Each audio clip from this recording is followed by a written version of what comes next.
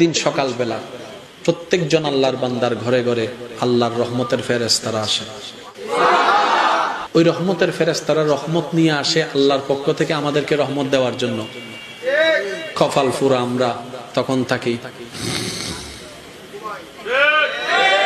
তারা দাঁড়িয়ে থাকে অনেকক্ষণ, রহমত নিয়ে আসছে, নেওয়ার মতো কেউ।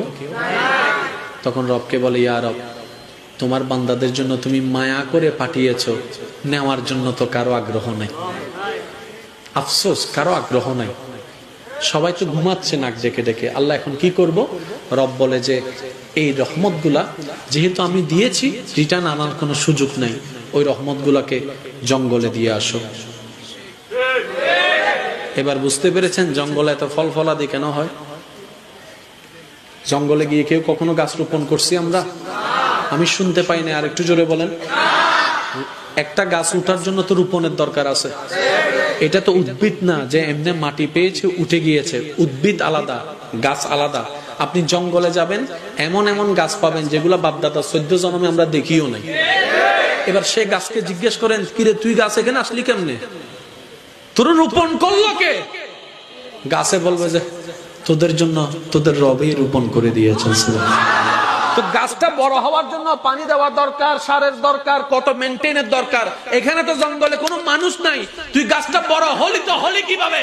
বলে যে রহমতে ইলাহির মাধ্যমে। বলেন না সুবহানাল্লাহ। আমরা সেই অবাগা জাতি। ফজর বেলা যখন রহমত আসার সময় হয়, আমরা সবাই ঘুমের মধ্যে থাকি। সেজন্য আমি সবার প্রতি অনুরোধ করব, একটা সময় আমাদের পরিবেশ ছিল ফজরে সবাই উঠত, ফজরের নামাজটা পড়তো, বাহিরে হাঁটা চলা করত। আপনি শুনলে অবাক হয়ে যাবেন, বর্তমান ডাক্তার, উন্নত চিকিৎসা বিজ্ঞানও এটা সমর্থন করে। 24 ঘন্টায় বাতাস আসে সত্য, কিন্তু মানবের দেহের জন্য সবচেয়ে উপকারী বাতাস হচ্ছে ফজরের বাতাস। ফজরের বাতাস, এই বাতাসটা ব্রেনটাকে সক্রিয় রাখে, শরীরটাকে সতেজ রাখে, মনটাকে অ্যাক্টিভ রাখে। আপনি যদি 40টা দিন অন্তত সকালবেলা ফজরের নামাজটা পড়ার চেষ্টা করেন, দেখবেন যে আপনার দেহের অর্ধেক সুস্থতা আপনি নিজেই বুঝতে পারবেন। বলেন না সুবহানাল্লাহ।